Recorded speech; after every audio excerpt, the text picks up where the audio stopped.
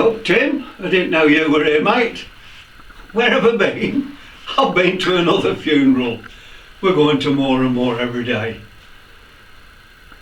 But I've been to an old pal's funeral. We've been pals for over 60 years. And I tell you what, we couldn't have been closer as pals without being mucky. Anyway, when I was in the service, my mind starts to wander back a bit, and I thought of an old poem that I learned years and years ago. It was called Just a Common Soldier. And as I sat there in the service, my mind started, and I tried to think of it, and I've been doing ever since. And since you're here, I might as well tell you it. It's about this pal of mine, Bill, and it's called Just a Common Soldier. He was getting old and paunchy, and his hair was falling fast. He sat around the Legion telling stories of the past, of a war that he had fought in and the deeds that he had done, in exploits with his oppos, all heroes, everyone.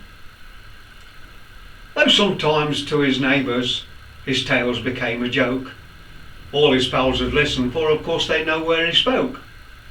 But we'll hear his tales no longer, for old Bill has passed away, and the world's a little poorer, for a soldier died today. He'll not be mourned by many, just his children and his wife, for he lived quite an ordinary and uneventful life. He held a job and raised a family, going quietly on his way. But the world won't know his passing, though a soldier died today. When politicians leave this earth, their bodies lie in state. Thousands note their passing and proclaim that they were great. Papers tell their stories from the time that they were young. But the passing of a soldier goes unnoticed and unsung.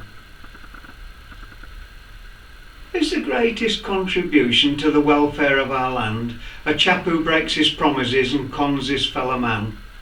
Or does the ordinary fellow who in times of war and strife go off to serve his country and offers up his life? A politician's stipend and the style in which they live is often disproportionate to the service that they give, while the ordinary soldier who offers up his all is paid off with a medal and no doubt pension small.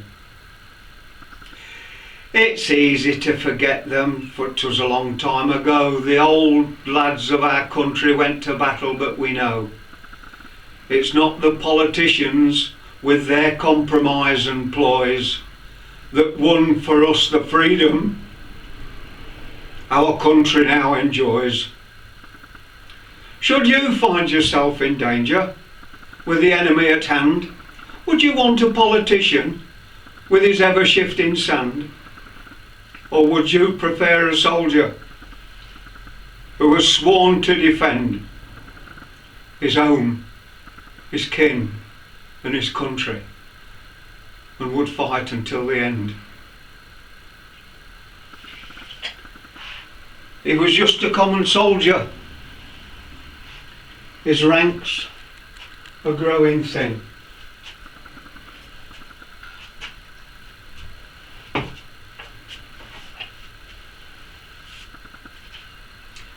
But his presence should remind us we may need his likes again. For when countries are in conflict,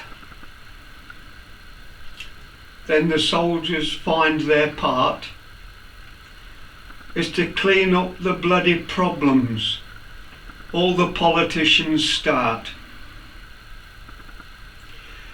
If we cannot do Bill honour, while he's here to hear the praise.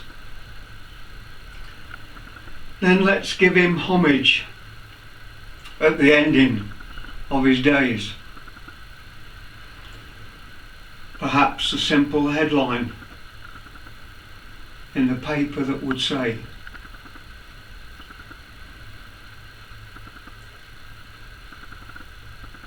"Our country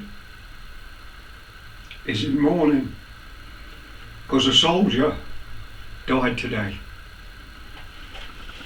I'm sorry, Tim.